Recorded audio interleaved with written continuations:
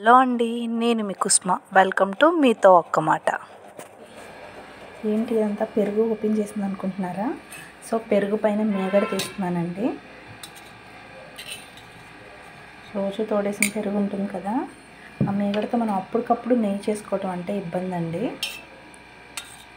ఏ రోజుకి ఆ రోజు చేసుకోవాలంటే మనకి టైము ఉండదు, కొంచెం క్వాంటిటీలోనే వస్తుంది అన్నమాట. సో ఇలా పెరుగు మీద మేగడ తీసేస్తే ఇలా ఒక 2-3 డబ్బాల్లో పెట్టేసుకొని మనం ఫ్రిడ్జ్లో పెట్టుకుంటే ఆ డబ్బాలు నిండిపోయాక మనం అప్పుడు వెన్నపూస చేసుకోవచ్చు.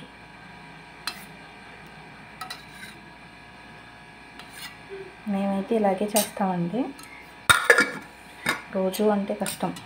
సో ఇలా ఒక 2-3 డబ్బాలు నిండాక తీసుకుంటే మనకి కాస్త వెన్నపూస కావాలనుకున్నప్పుడు తీసుకోవచ్చు, నెయ్యి కావాలనుకున్నా కూడా ఇలా వెన్నపూస మనం ఫ్రిడ్జ్లో పెట్టుకొని కరగపెట్టేసుకోవచ్చు. లేదంటే నెయ్యిగా కూడా మనకి అసలు ప్రాబ్లం లేదు, నెయ్యిగా అయితే చాలా రోజులు నిల్వ ఉంటుంది కదా. ఇక చూసారా, ఈ 2 బాక్సెస్ నిండా మేగడ తీసానండి. పెరుగు మీద ఉన్న మేగడతో అయితే నెయ్యి చాలా టేస్ట్గా ఉంటుంది. కొంతమంది పాల మీద ఉన్న మేగడతో చేస్తారు, అది అస్సలు టేస్ట్గా ఉండదండి. సో ఈ రకంగా పెరుగు మీద మేగడ తీసినప్పుడు ఆ నెయ్యి ఎలా ఉంటుందో మీకు ఈ బ్లాక్లో చూపిస్తానన్నమాట. ఇలా మిక్సీ జార్ తీసుకున్నాంటే మనం మేగడ డబ్బా స్టోర్ చేసుకున్నాం కదా, ఆ మేగడ డబ్బాని ఇలా మిక్సీ జార్లో వచ్చేసేసి ఇందులో కొంచెం ఉడిపోతుంది కదా, ఇలా ఇందులో వాటర్ పోస్తుంది.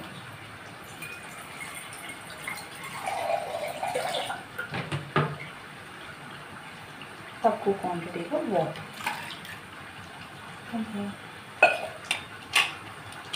ఇప్పుడు మిక్సీ వేసేస్తే చాలామంది మజ్జిగ కవ్వంతో కూడా తిప్పుతారండి, అలాగే తిప్పొచ్చు.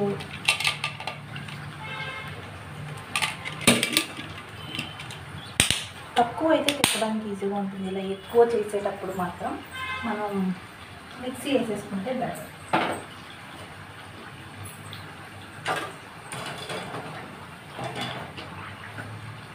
మీరైతే వెన్నపూస ఎలా చేస్తారు అది కూడా కామెంట్ చేయండి.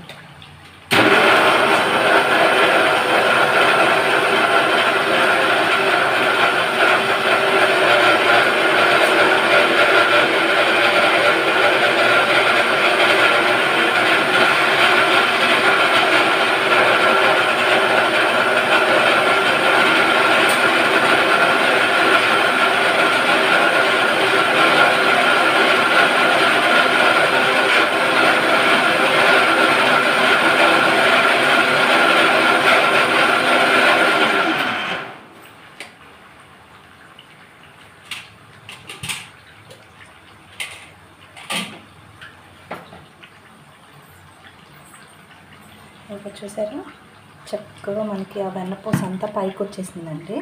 మజ్జిగ కంటెంట్ మాత్రం అడుక్కి వెళ్ళిపోతుంది అనమాట.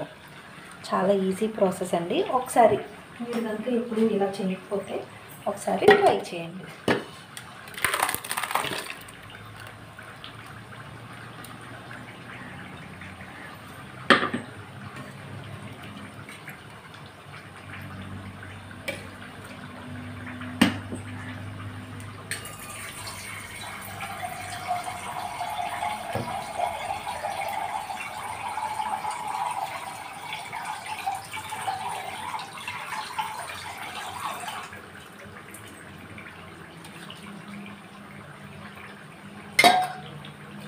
మళ్ళీ ఎక్కువ వాటర్ పోయకూడదు కదండి, మళ్ళీ చింపుతుంది.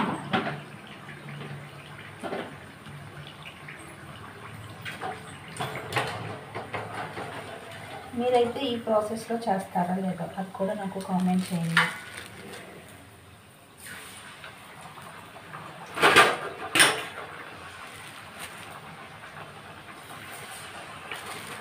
చాలా తక్కువ టైంలో అయిపోతుందండి వెన్నపూస తీసుకోవటం.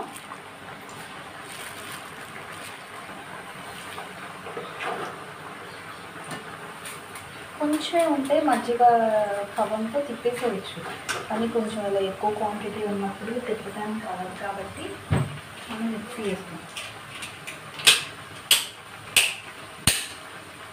మిక్సీలో పెట్టేసాను. చక్కగా వెన్నపూస క్వాంటిటీ అంతా పైకి వచ్చేస్తుందండి. మజ్జిగ మాత్రం ఉండిపోతాయి. సో మనకి ఇందులో కొంచెం తక్కువే మజ్జిగ ఉంది అనిపిస్తే కొంచెం వాటర్ కూడా యాడ్ చేసుకోవచ్చు. అప్పుడు ఇంకా వెన్నపూస చల్లటి నీళ్ళు యాడ్ చేస్తే వెన్నపూస పైకి వచ్చేసిద్దండి. ఛానల్ని సబ్స్క్రైబ్ చేయండి. మీతో ఒక్క మాట, వీడియోని లైక్ చేయండి, మీ ఫ్రెండ్స్తో షేర్ చేయండి. ఎలా అనిపించిందో ఆ మేగడంతా మనం మిక్స్ చేసేసాం కదండి, ఆ వెన్నపూస వచ్చేసింది. మజ్జిగ అంతా వడేసేసి ఆ వెన్నపూస మాత్రం నేను నెయ్యి కరిగేసే సెట్లో వేసేసాను. చూసారా, వెన్నపూస అంతా వచ్చింది. కొంత మజ్జిగ క్వాంటిటీ అన్నది ఉందండి. సో దాన్ని మనం వంచేయచ్చు. ఇప్పుడు దాన్ని పొయ్యి మీద పెట్టి నేను నెయ్యిలాగా కరగపెడుతున్నాను. చూసారా, ఆల్మోస్ట్ అందులో మన వెన్నపూస అంతా కరిగిపోయిందండి. ఇదంతా కాస్త గోల్డెన్ కలర్లోకి వచ్చేదాకా మనం ఉంచుకుంటే ప్యూర్ స్వచ్ఛమైన నెయ్యి తయారవుతుందండి. సో నెయ్యి అన్నది చాలా బలమైన ఆహారం అండి. పిల్లలకి కంపల్సరీ పెట్టాలి. పిల్లలే కాదు, పెద్దవాళ్ళు కూడా అందరూ తినవలసిన హెల్తీ ఫుడ్ అండి. మనం ఎలాగూ బయట కొనలేము. మన ఇంట్లో ఉన్న ఇంగ్రీడియంట్స్తో మనం స్వచ్ఛంగా చేసుకున్న నెయ్యి తప్పకుండా ఈ మెథడ్లో ఒకసారి ట్రై చేసి చూడండి. ఎలా వచ్చిందో కామెంట్ చేయండి. ఛానల్ని సబ్స్క్రైబ్ చేయండి. చూసారా, అదంతా కరిగిపోయి చక్కగా గోల్డెన్ కలర్లోకి వచ్చేసింది. మంచి స్మెల్తో చాలా బాగుందండి. ఛానల్ని సబ్స్క్రైబ్ చేయడం మర్చిపోకండి. మీతో ఒక్క మాట, ఈ వీడియోని లైక్ చేయండి, షేర్ చేయండి. Thank you. చూసారా ఎంత గోల్డెన్ కలర్లో ఉందో. మీరు ఇలా నెయ్యి కాసారా ఈ మెథడ్లో, లేదంటే మజ్జిగ కవ్వంతోనా, లేదంటే ఇప్పుడు బ్లెండర్స్ అవన్నీ వచ్చేసినాయి అండి. సో ఈ మెథడ్లో ఒకసారి ట్రై చేసి చూడండి.